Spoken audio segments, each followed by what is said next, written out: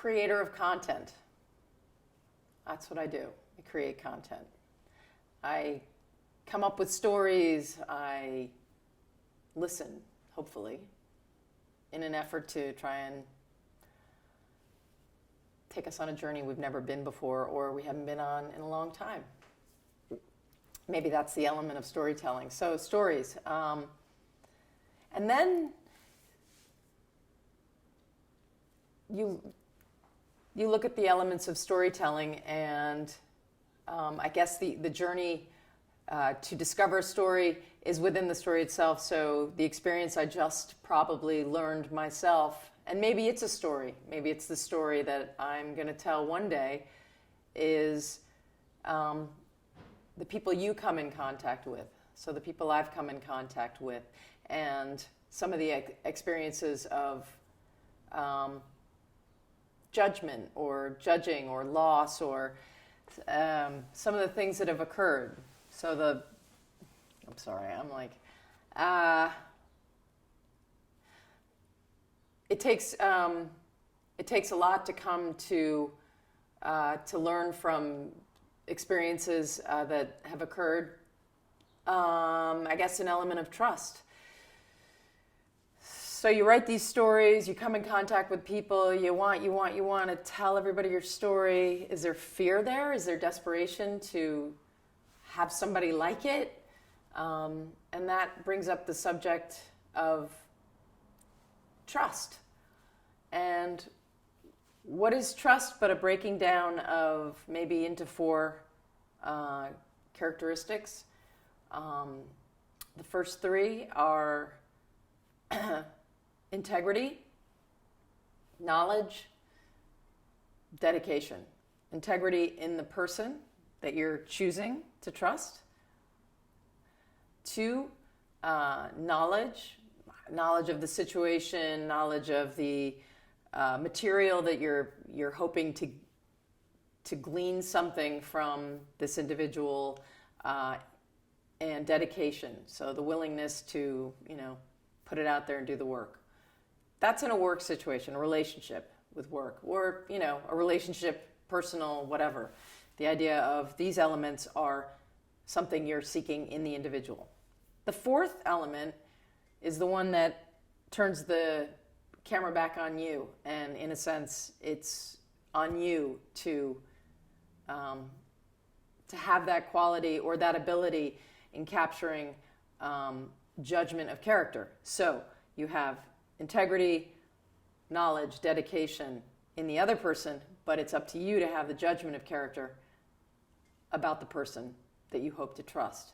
And that one is the hardest one, because that requires us within ourselves, me, to look at my ability to judge people that I want to work with. So I got this little story is about hopefully learning these elements of trust, because these, whether you're a painter or whether you're a musician, whether you're a writer, that's your core, that's your baby, that's what you've created. And if you just open the kimono and go, hey, here it is, there's desperation there. And sometimes you come in contact with people who see that desperation, and it's really shame on me. You kiss a lot of frogs, whatever, you get burned, but once burned, twice the fool, or whatever that expression is. So maybe my little story here is a story about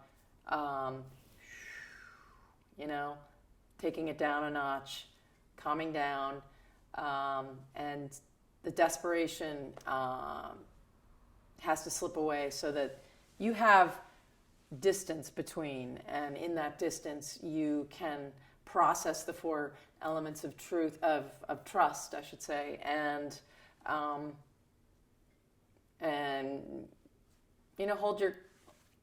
hold your cards here. And in storytelling, it's super important, your audience, but the integrity. Oh my gosh, I just lost my thought. Sorry, that's it.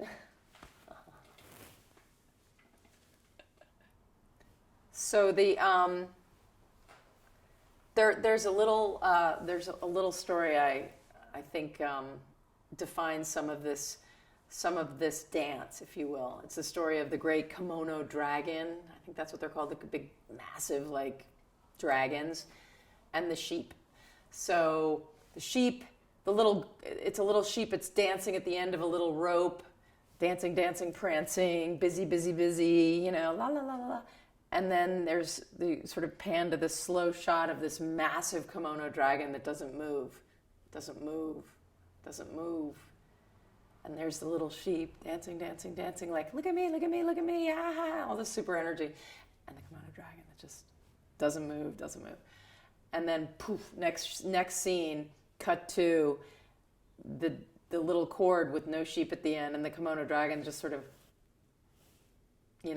no movement, and then rapid fire movement. So in that lesson, it's you move when you have to, and you move efficiently, and it's very strategic. You're not dancing and prancing like, nervous, desperate, fearful. You just are the kimono dragon. And the other thing, the last thing that is on my mind in this raw situation of, dealing with people is, and how they act, and that I can't certainly control actions of others, is probably the power of vulnerability and the fact that, there's got to be some strength in that, because here it is. Here it is,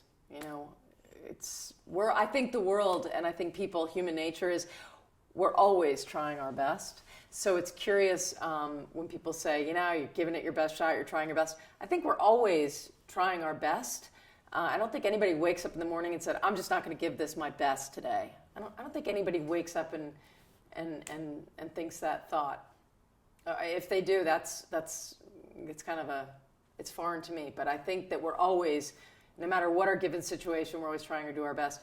And I think there's power in that vulnerability or in that acknowledgement of that. That's it.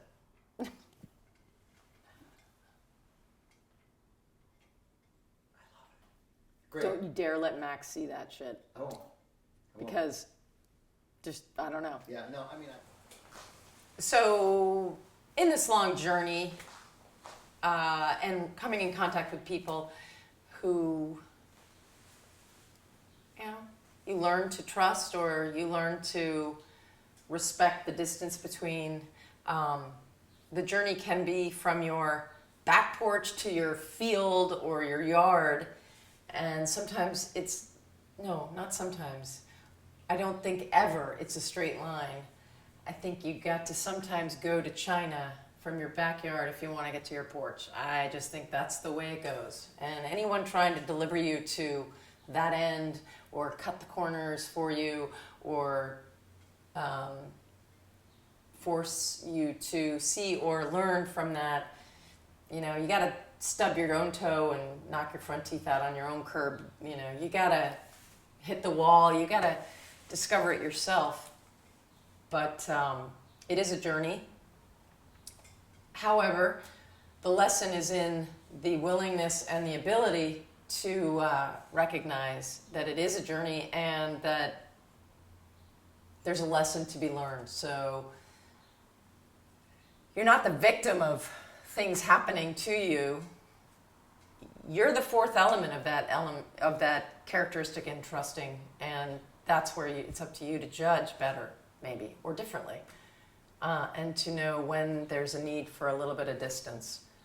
And it is all generated from fear. So when you're afraid of things that you're not going to get, or that you're going to lose something that you had, in that fear comes all the emotions that, rage, anger, disappointment, all those negative things.